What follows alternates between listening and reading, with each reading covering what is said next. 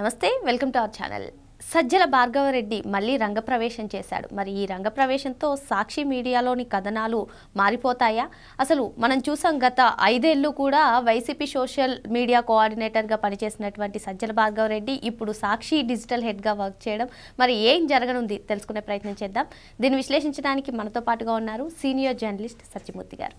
నమస్తే సార్. నమస్కారం అండి. 2019 నుంచి 2024 వరకు కూడా వైసీపీ హయాంలో వైసీపీ సోషల్ మీడియా కోఆర్డినేటర్గా పనిచేసినటువంటి సజ్జల భార్గవరెడ్డి మరి ఇప్పుడు సాక్షి డిజిటల్ మీడియా హెడ్గా పనిచేస్తున్నారంటే సార్, మరి సోషల్ మీడియాకి ఎటువంటి దుస్థితి వచ్చిందో మనం అందరం చూస్తూనే ఉన్నాము. మరి ఇప్పుడు కూడా చాలామంది కేసులు కూడా ఎదుర్కొంటున్నటువంటి నేపథ్యం, మరి సాక్షి డిజిటల్ మీడియా హెడ్గా అంటే సాక్షికి కూడా అదే దుస్థితి కలుగుతుందంటారా? లేదు అంటే ఇప్పటికే చూస్తూ ఉన్నాం సాక్షి మీడియాలో ఎటువంటి కథనాలు వస్తాయో, అందులో ఏమన్నా మార్పు ఉంటుంది అంటారా? మీ అభిప్రాయం ఏంటి ఈ అంశం పైన? అంటే సజ్జల భార్గవరెడ్డి గురించి కొత్తగా మనం మాట్లాడుకోవాల్సిన అంశం ఏమీ లేదు. అతని మీద మీరు చెప్పినట్టు సాక్షి వైసీపీకి సంబంధించిన ఈ డిజిటల్ మీడియా చూసినప్పుడు చాలా కేసులు అతని మీద ఉన్నాయి. ఆ కేసుల నుంచి ప్రొటెక్షన్ కోసం బహుశా వాళ్ళ నాన్న సజ్జల రామకృష్ణారెడ్డి ఈ ప్లాన్ వేసి ఉంటాడు. సాక్షి మీడియాలోకి తీసుకువస్తే ఏమవుతుంది అంటే, ఏదన్నా పోలీసులు నోటీస్ ఇస్తే మీడియా పర్సన్ అండి, జర్నలిస్ట్ మీద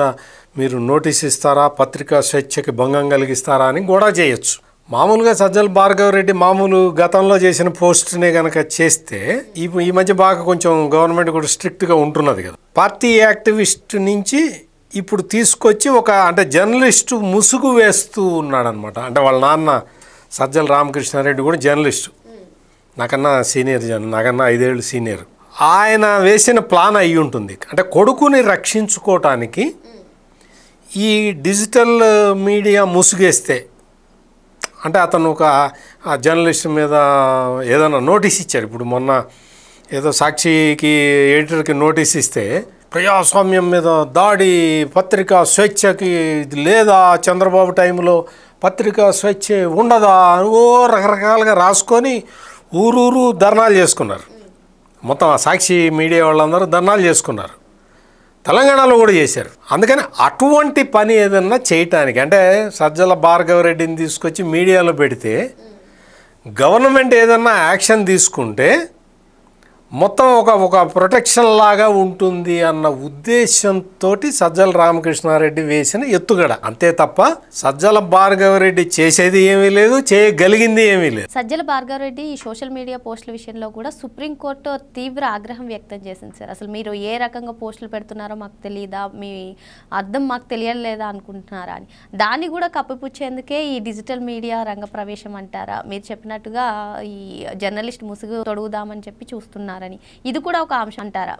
అంటే మీకు పోలీసుల నుంచి ప్రొటెక్షన్, పోలీసులు ఏదైనా నోటీస్ ఇవ్వంగానే మా ఎడిటర్కి నోటీస్ ఇస్తావా అని గొడవ చేయటానికి అవకాశం ఉండేలాగా పెట్టుకున్నారు అంతే. అతను అక్కడ చేయగలిగింది ఏమీ లేదు, అతనికి ఏమీ రాదు కూడా, కనీస బేసిక్ నాలెడ్జ్ కూడా ఏమీ లేదు. అంటే రాజకీయపరమైన వ్యూహాలు వేయాలి, ఆ వ్యూహాలకు అనుగుణంగా నువ్వేదన్నా ఒక స్ట్రాటజీ వేయాలి, అటువంటి కార్యక్రమాలు ఏవి అతనికి ఏమి తెలియదు.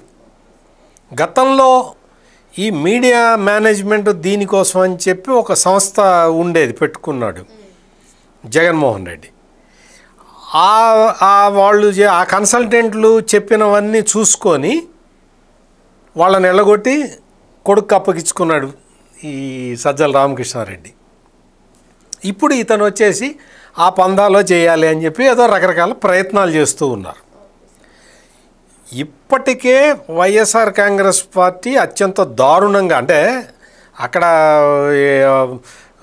సజ్జల భార్గవరెడ్డి ఉన్నాడా, లేకపోతే అంజిరెడ్డి ఉన్నాడా, లేకపోతే సుబ్బారెడ్డి ఉన్నాడా, విజయసాయిరెడ్డి ఉన్నాడా, ఎవరు ఉన్నా కానీ ఒకే తరహాలో అబద్ధాలు ప్రచారం చేయటమే తప్ప ఒక క్వాలిటీ విషయాన్ని మనం ప్రజలకి తీసుకెళ్దాము, ఒక పాజిటివ్ అంశాన్ని మనం ప్రజలకి తీసుకెళ్ళి వాళ్ళని కన్విన్స్ చేద్దాము అనేది ఉండదు అక్కడ. ఎవరు ఆ తలకాయలు అటు ఇటు మారటం తప్ప, ఎవడున్నా కానీ జగన్మోహన్ రెడ్డి ఐడియాలజీ ప్రకారం ఆ పోస్టులు అబద్ధాలు రాయాల్సిందే. ఎవరైనా జగన్మోహన్ రెడ్డి చెప్తాడు, కర్నూలులో బస్ యాక్సిడెంట్ జరిగింది, అది బెల్ట్ షాపుల వల్ల జరిగిందని చెప్పండి, ప్రచారం చేయండి అంటాడు, చేసేస్తారు. లేదు ఒక ఒక ఒక వ్యక్తి ఎవరో చనిపోయాడు, నకిలీ మద్యం వల్ల చచ్చిపోయాడని రాయండి అంటే రాసేయాలి. నువ్వు అట్లా అదేంటండి అతను మామూలుగా యాక్సిడెంట్లో చచ్చిపోయాడండి అంటే నువ్వు నాకు ఎదురు చెప్తావా అని చెప్పి వాడిని తీసేస్తారు ఉద్యోగంలో నుంచి. అటువంటి వ్యవస్థ ఉంటుంది అక్కడ. అందుకని ఎవరో అతను వచ్చినా మారదు, ఇతో వచ్చినా మారదు, అతను పోయినా మారదు, ఎవడు పోయినా అట్లాగే ఉంటుంది.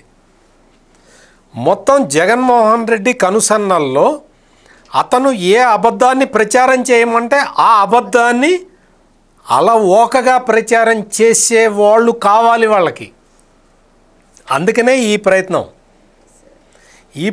అంటే ఇప్పుడు మనం అంతకుముందర కూడా చూసాం కదా, జగన్మోహన్ రెడ్డి ప్రతిపక్షంలో ఉన్నప్పుడు కూడా పింక్ డైమండ్ కొట్టేశారంటే అందరూ అదే పింక్ డైమండ్ కొట్టేశారు. అసలు పింక్ డైమండ్ ఉందా లేదా అని ఎవడన్నా అడిగాడు అనుకో వాడిని తీసేస్తారు.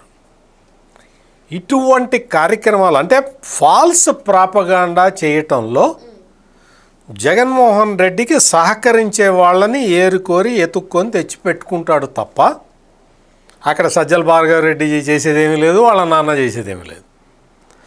మిస్ఇన్ఫర్మేషన్ క్యాంపెయిన్ ఎట్లా చేయాలి, సిస్టమేటిక్గా ఎట్లా ప్రజల్లోకి తీసుకెళ్ళాలి అనేది ఒక్కటే వాళ్ళకి కావాల్సింది. ఈ మిస్ఇన్ఫర్మేషన్ క్యాంపెయిన్ని 4 దశల్లో వాళ్ళు చేస్తారు. ఒక దశలో ఏంటి అంటే మొత్తం కొంతమంది కొన్ని ఫేక్ అకౌంట్లు, దొంగ అకౌంట్లు ఉన్నాయి సోషల్ మీడియాలో. కొన్ని ఫేస్బుక్లో దొంగ అకౌంట్లు ఉంటాయి, ట్విట్టర్లో దొంగ అకౌంట్లు ఉంటాయి, ఇన్స్టాగ్రామ్లో దొంగ అకౌంట్లు ఉంటాయి. ఈ దొంగ అకౌంట్ల ద్వారా ఈ అసత్య ప్రచారాన్ని మొదలు పెడతారు. మొదలుపెట్టిన తర్వాత ఇది కొంతసేపు అట్లా కంటిన్యూ చేసిన తర్వాత దాన్ని ఏం చేస్తారు అంటే ఈ వైసీపీ నాయకులు మాట్లాడటం మొదలు పెడతారు సోషల్ మీడియాలో. ఆ నెక్స్ట్ ఫేజ్లో ఏం చేస్తారు అంటే దీన్ని సాక్షి పేపర్లో వార్తలాగా రాసుకుంటారు. ఆ తర్వాత ఏం చేస్తారు అంటే సాక్షి పేపర్లో వచ్చిన దాని మీద సాక్షి ఛానల్లో డిబేట్ లాగా పెడతారు. ఆ డిబేట్ని మళ్ళీ సోషల్ మీడియాలో ప్రచారం చేసుకుంటూ ఉంటారు. ఇది మోడస్ ఆపరండి.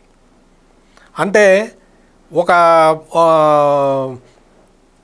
ఒక అబద్ధాన్ని 100 సార్లు, 1000 సార్లు, 1,00,000 సార్లు చెబుతూ పోతే ప్రజలు నమ్ముతారు అనే ఒక గుడ్డి నమ్మకంతో పనిచేసే బ్యాచ్ ఇదంతా.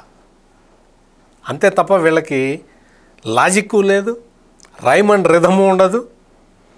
జోగి రమేష్ మీద కేసు పెట్టారు, జోగి రమేష్ మీద అక్రమ కేసు అని రాసుకుంటూ బతుకుతారు.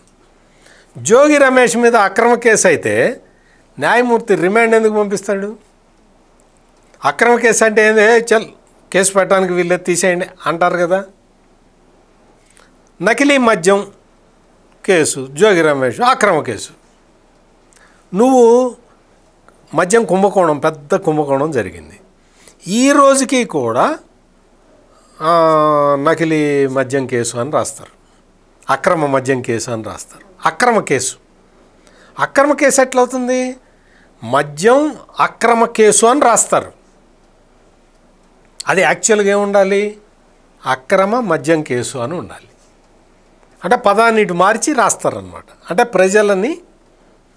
వాళ్ళని కన్విన్స్ చేయటానికి, అబద్ధాన్ని కన్వీనియంట్గా చెప్పడానికి చేసే ప్రయత్నం. మామూలుగా మీరు నేను ఎవరైనా కానీ ఏమంటారు? జగన్మోహన్ రెడ్డి అక్రమ ఆస్తుల కేసు అంటాం కదా. జగన్మోహన్ రెడ్డి ఆస్తుల అక్రమ కేసు అని రాస్తారు. అక్రమ ఆస్తులు అవి, కేసుని అక్రమాన్ని తీసుకొచ్చి ఇటు పెడతారు. ఇది వాళ్ళ మోడస్ ఆపరండి. ఈ విధంగా వాళ్ళు ప్రచారం చేస్తూ ఉంటారు. దీన్ని ప్రజలందరూ నమ్ముతారు అని భావిస్తూ ఉంటారు. అప్పటి చాలా కాలం కిందట భావించారు. ఎప్పుడైతే వైఎస్ వివేకానందరెడ్డిని వేసేసి చంద్రబాబు నాయుడే చంపాడు, నారాసుర రక్త చరిత్ర అని రాసిన దగ్గర నుంచి డౌట్ కలుగుతూ ఉన్నది. ప్రతి దాని మీద డౌటే. గులకరాయి డ్రామా మీద డౌటే, మొత్తం కోడికత్తి కేసు డౌటే, అన్ని డౌట్లే. ఇన్ని డౌట్ల మధ్య క్రెడిబిలిటీ మొత్తం కోల్పోయిన జగన్మోహన్ రెడ్డి ఆడుతున్న కొత్త నాటకం ఇది. మరో అంశంతో మళ్ళీ కలుద్దాం. Thank you sir. నమస్కారం.